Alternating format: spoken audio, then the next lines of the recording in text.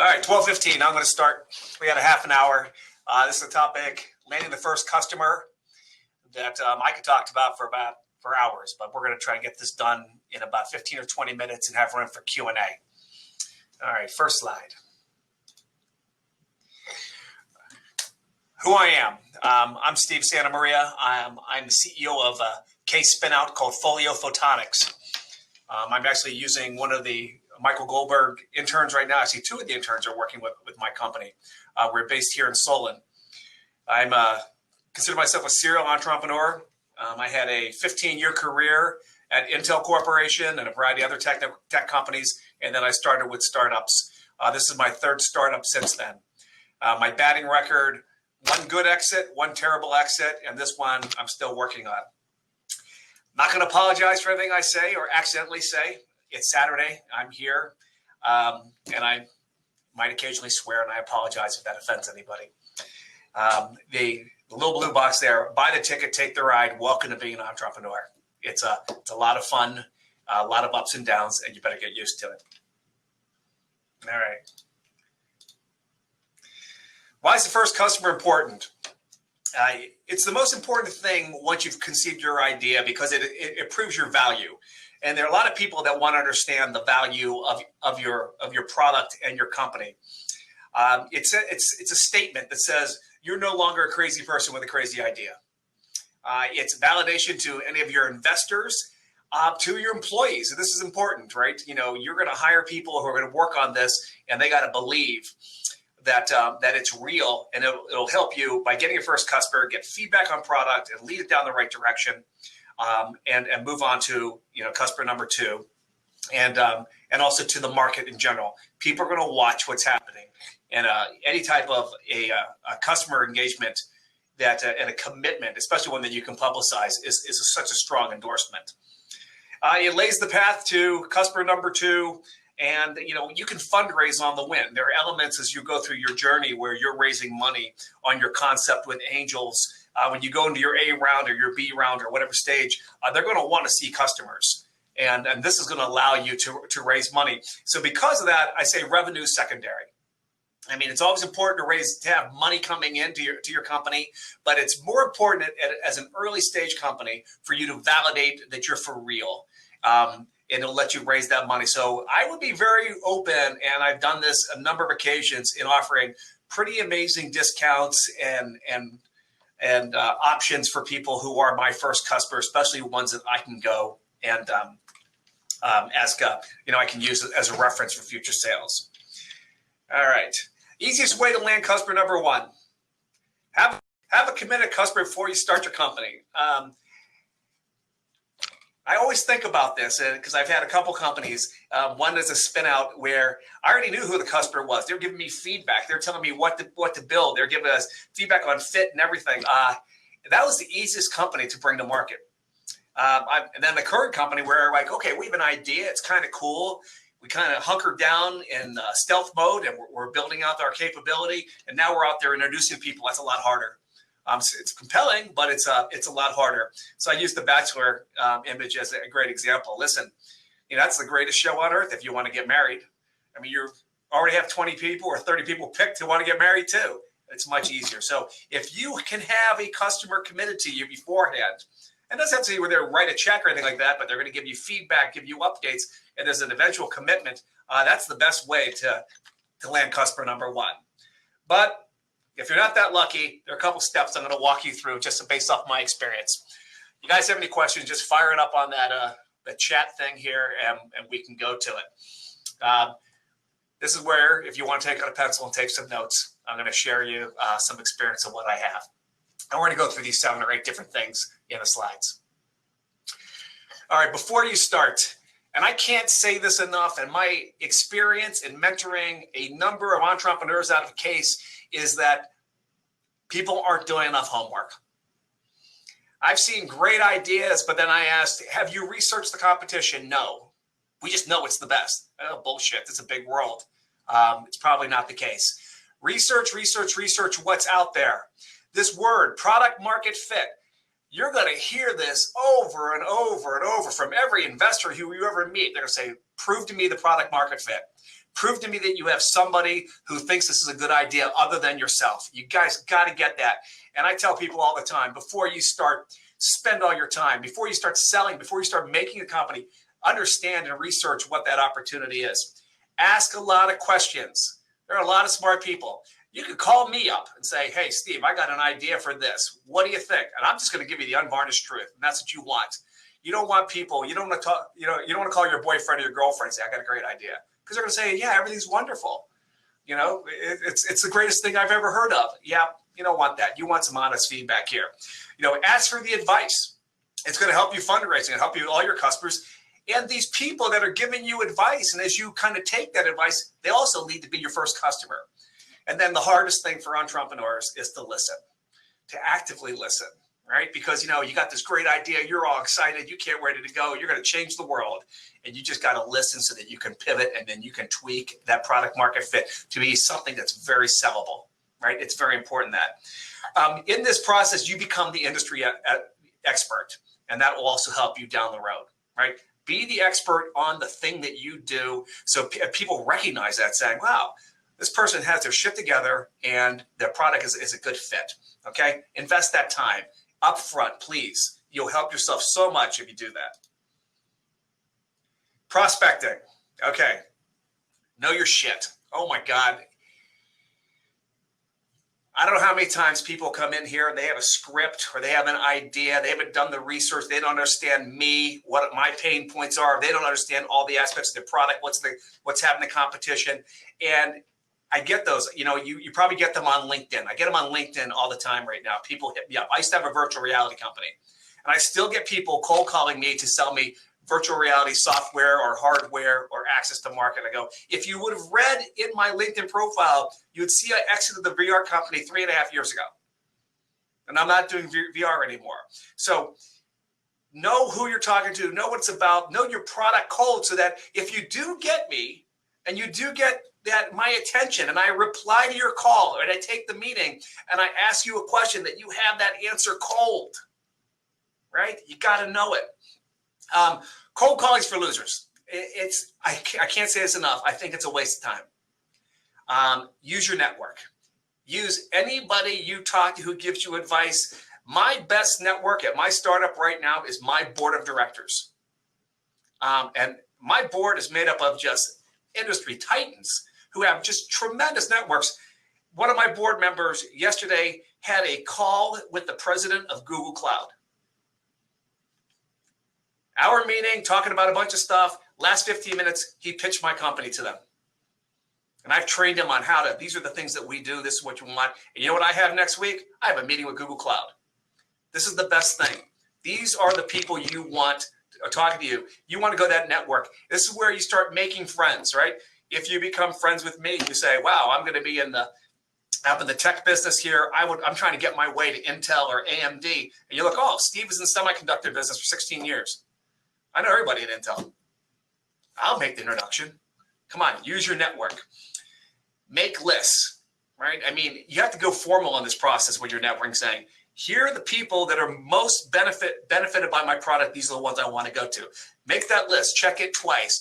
Read a lot. Come up with other lists. Cross-section it. Just constantly make lists. If I could spin my camera around now to my whiteboard here, there are just lists of people and things that I'm working through. And I've been doing this for 3 years at this company. When I say ride the shoulder of giants, understand who your big end customer is, the one you're targeting. Like right now, I'm working with like AWS, Amazon. And like, who do they buy from? Like, who do they trust? Is it Dell or HP? Because I know people at both sides. So I'm trying to find giants, they're partners that they trust that can kind of shortcut me and get me in front of the right people or who know their way around. So yeah, I'm on my board. So you find out who are their big customers, who are their big vendors. Do you have a network to them? Can you have a relationship? It's a lot of effort, folks. It's going to take a long time.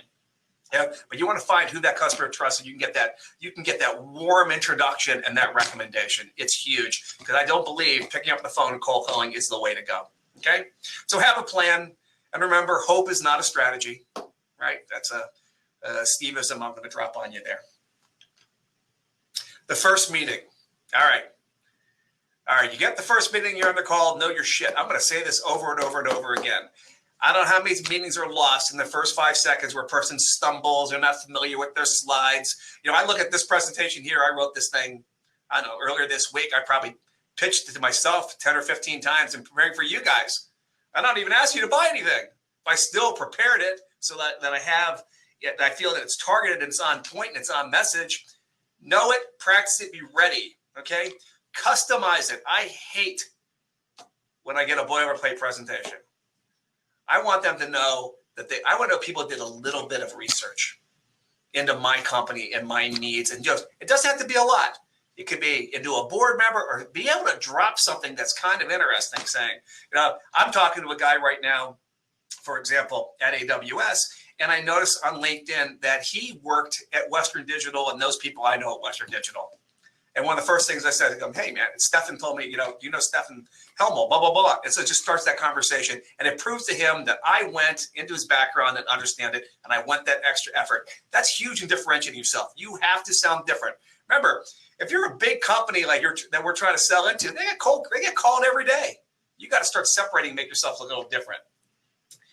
You know, you demonstrate your intelligence not by telling people how smart you are, how great your product is, but you ask questions to uncover their pain, right? So you're asking, how do you do this? How does this impact your production? So you demonstrate that knowledge of both their problem, but the industry's problem. So, you know, you start that dialogue talking about their business. You want to flip it as soon as you can and talk about them. And then finally I say, look, have a little swagger. Look, you're a startup. My expectation of everybody in the startup is that they are so sold themselves that they're kind of crazy, because you have to be crazy to start a company. And I want you to have swagger. I mean, I don't want you to be an obnoxious asshole, but I want you to have a lot of confidence in yourself and your product and your company. And don't screw it up, guys. You get one shot when you get these big meetings. Man, you want to practice it and be ready for it. You do not want to mail it in. Learn the why. So you have the meeting, listen to learn with intent to learn. That's the only thing I'm going to endorse. This guy here, Simon Sinek. I don't know if you ever saw him. He has unbelievably great TED Talks. He has a book called Start with the Why. I love it. It's become a little bit of my Bible. It's in the recent years. It helps me to remember it's not about what I sell. It's about the problem and the pain the customer has, and focus my conversation so I understand their why. It's not about my why. Everyone knows what I want. I want to sell my product, make some money, grow my company, sell my company, and retire in the Caribbean. That's pretty obvious, right? But I want to understand, how does it help them? And so I can tailor future conversations to solving their problems. And then there are the big four. Whenever you have this conversation for any deal, and I don't care if it's a VC or a first customer or a partner, et cetera, you have to understand need, budget, time frame, and decision-making process. Just hammer that. When you come in the meeting, those are the four things. Do they have need? Do they have budget? I mean, you're allowed to ask, hey, I got a $10 million solution. Can you do it? Well, not this year. I have to do it next year. Well, guess what? Don't chase them. It's a waste of time. You know, what is your time frame for making a decision? Make sure it's aligned so that you can intercept. There's no use chasing something. They said, yeah, we'll do it in 5 years. Well, guess what? You're out of money in 2, so it's done, right? And decision-making process. That means understand the players that would be involved in making this decision. So you can start network to them, have meetings to them, and understand their why. You got to understand it top to bottom, period. If you take anything out of this, need, budget, time frame, decision-making process, take that piece with you, okay? And know the why. All the steps in the middle. Okay, so you have the first call, and now you're getting ready for the big pitch. You understand it. You're meeting all the people. I'm telling you, prepare for a marathon, especially if you're dealing with a great big company. It just takes a long time. When I was at Intel, you know, I'd be very comfortable having a year to make a decision. You know, writing a big check, and they'd say, can't you make it faster? I go, no, I have all kinds of internal approvals. I got to do my job, et cetera, et cetera. It's going to take a good year. And a lot of startups say, well, I have cash for 6 months and my burn. I can't do that. They try to push me. I go, you can't push me. You can't. I got to go through a budget cycle. I mean, understand it and just prepare yourself mentally for it. You know, I'm working with a partner right now. I've been working with them for 3 years, and it's finally starting to culminate and come together. But for 3 years, I've been timely, attentive, and persistent. You I'm always there. If I say I'm going to do something, I do it. Never, ever mess that up. Understand the flow. And you can ask these questions. Hey, how does a deal like this get done at your company? That's a great question. Ask them. The worst thing to say is, oh, no, it's a secret how we do deals. I'm not going to tell you. Okay, fine. I won't ask it again. But if they do, they say, well, I got to get finance approval, manufacturing approval. I need these 3, 4 guys. This is what you want to find out. Third thing, let the deal come to you. You really can't push it. It's really hard to push it. And these deals have a natural flow. Like I'm dealing with a company in Japan right now, and that's a whole nother planet in terms of how they make decisions, right? And now it's COVID, so it's all changed. And I'd love it to go faster, but the reality, it's not going to go faster. And you just have to let it come to you. And one of my board members who coaches me, because he used to run the Japanese companies, he'll tell me on a Friday, I go, hey, I got to push on that. He goes, Steve, go home. Have a glass of wine with your wife. Let's talk on Monday. But don't do anything. Don't fire off the email. Don't push. Just upset them. Let the deal come to you. And then always be prepared to walk away. People take advantage of startups all the time. They offer you crazy-ass terms, and you might be desperate and have to take it. But, you got to be a businessman. You got to take care of yourself. And that goes to my final thing. Do not beg. You're a businessman. You're or a business person. You're an entrepreneur. You are here. You have value. There's something out here. They might be the wrong fit, but I'm not going to beg anybody for a deal. And nor should you. The pitch. So here we are. It's about pain points. Pain points. You've networked. You understand all the people make decisions. You understand what floats their boat. If you're with the CEO, does the CEO care about the product features? No. He or she cares about how much money it's going to help him make or how much money it's going to help him save. Period. Right? So make sure when you're pitching that you're going to the right audience. Right, that you have your right messaging to each of the right audience, and be very specific. When you're talking to the PM or the line worker who's going to use that product, do that person care that you have favorable financing terms over 3.5 years? No, they want to know how it's going to make their life or job better, et cetera. So understand every level of the organization. When you're talking to finance people, they're going to want numbers. You're talking to product people, they're going to want features. The execs, will it help me have a strategic impact in my market? Understand that. Write them down somewhere. And then when you're in the conversation, make sure you go around the room saying, hey, Mr. So-and-so or Miss So-and-so, you're the CEO. This will help you strategically position against your competition in this type of a case or attract this type of customer, right? To the sales guys who are in the meeting, they're all going to be in a big consensus meeting.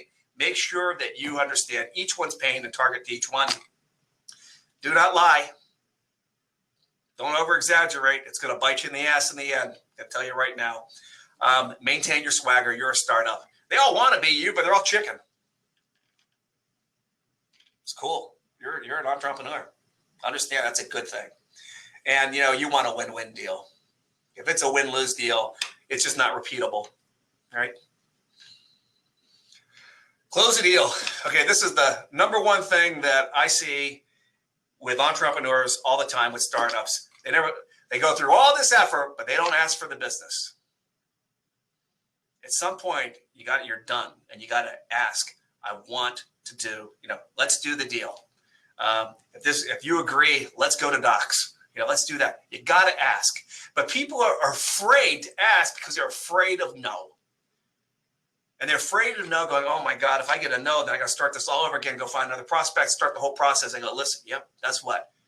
But the worst thing you can ever get is kind of a maybe, where they kind of dangle you along for 8 months, 9 months, 10 months, making half promises. You want to make a binary. It's yes or no. If it's no, then what do we need to do? And they'll either give you the feedback or they'll say it's not a good fit, but don't chase. Don't chase unless they say, if you do the following things, it'll work, right? Don't have fear of the no. Fear will just cripple you. And, and I always tell people, and people work for me, no is a good thing, right? It's definitive. And you immediately come back saying, hey, I got to know. Okay, well, is there something I can do? And they're going to say, yeah, if you do this. And you turn around and say, well, if I do that, then will you do the deal? That's a good thing. That's a close. Then you go back, work like hell, do it, and you got your deal. Okay? All right, when you do win the deal, look, celebrate for 2 seconds, right? That's what you got. Get through it. You got a company run. Move on. Reward your team. Go around and tell everybody that works in your company, thank you. Thank you for the effort, for the help, and make them feel part of it. Thank your sponsors, whoever introduced you into this company. Do that, right? And then you must execute. Execute and do not fail, so you can leverage that win to get deal number 2, 3, 4, 5, etc. Move on. All right. It's important that you guys understand that the selling process doesn't stop. It's going on forever. You're always going to be selling. And last thing, a miscellaneous thought. Look, be lucky. I'm a firm believer that luck happens, and it happens because you work really hard. You outwork people. Be lucky, embrace luck. And then the Japanese saying, you're going to fall 7 times, get up 8. Don't stay down. That's not what entrepreneurs do, right? We keep adjusting and keep moving on and keep moving on and keep moving on until we have success. And then we have success, we keep moving on and growing. That's just the nature of the business. Don't think you're a one-hit wonder and you're done. So those are the only slides I have. Does anybody have any questions or comments? Moderation panel. How do I do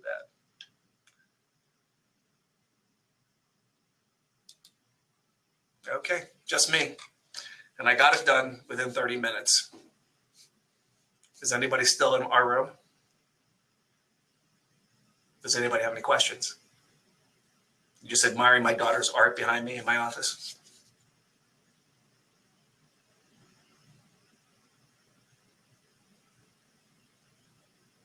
Are we done?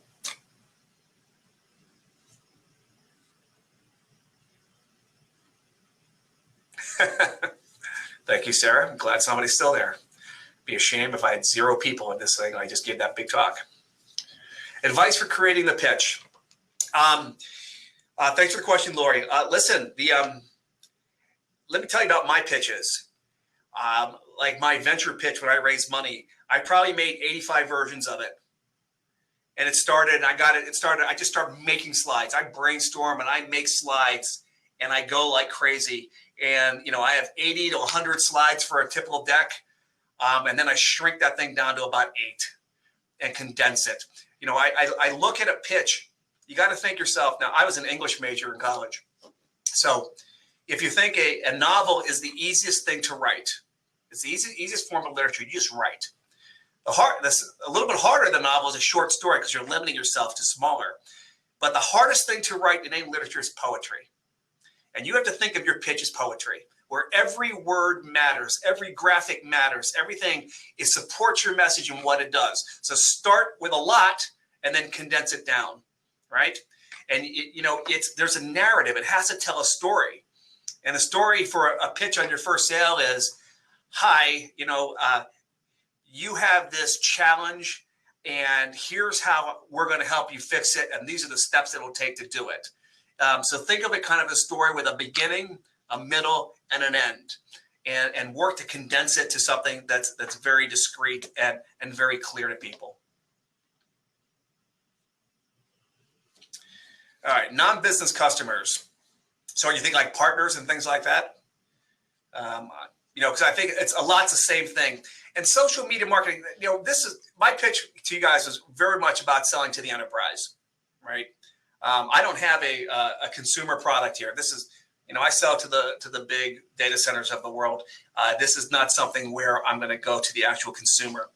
My thoughts on social media, I use it myself to some degree. LinkedIn, and I'm on a specific set of groups. The problem I have with social media, it's such a shotgun, and I want to shoot rifle bullets, right? I don't want to just hit everybody. And so what I spend my time on social media is curating a smaller group of targeted people that are interested in what I do and can offer value, et cetera. So I join groups inside of LinkedIn. I'm a couple of groups inside of Facebook. I try not to mix the two though. And I join like other different conversations at conferences that are focused on, people that I'm trying to meet with and hang out with. So I would say the same thing, Badar, on consumer marketing, right?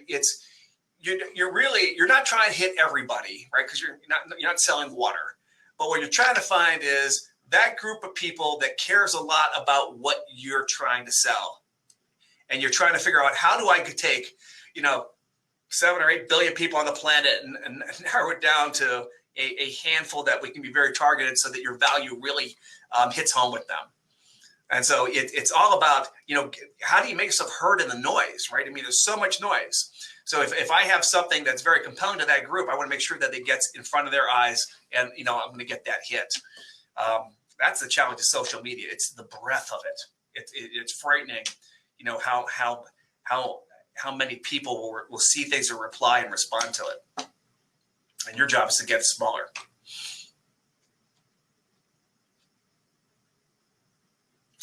What if your network's too small and you don't have a prospect for your product? That means you have to now, you want to cold call for friends and advisors. Okay? Like you could call me because now we have a connection, Michael. You could say, hey, Steve Santamaria, I want to understand what you're doing. I want to share what I'm doing and get some advice from you. And that's how you do it. And I'm going to say, oh, because I have a big network. I say, oh, that's great. So-and-so from such and such company would be interested in that, and let me connect you. That's better than you trying to find that person. Or like I have a nephew just graduated, and he's trying to get a job because this job market is kind of crazy. And I told him, I go, do your research, find the company, and then go check my LinkedIn, see if I know anybody at that company. If it's tech, I probably do, and I can probably help you there. So yeah, your job right now is start expanding your network. And so look, in pre-COVID, I'd say, call me up and say, if you're here at Case, let's go have coffee. I'm in Ohio, right? Let me tell you what I'm doing. I'll say, well, you should have coffee with these 3 or 4 other people, or I'd set up phone calls for you so that you can do that. But that's how you build that network. It just takes, ask everybody. I spend time on LinkedIn finding new people, and I reach out to them. And I'll say, I'll tell friends of mine going, hey, you're connected to so-and-so. Can you introduce me? And they will, right? They invariably will. Most people want to help you, right? Unless you're have an optical data storage product that's competing with mine.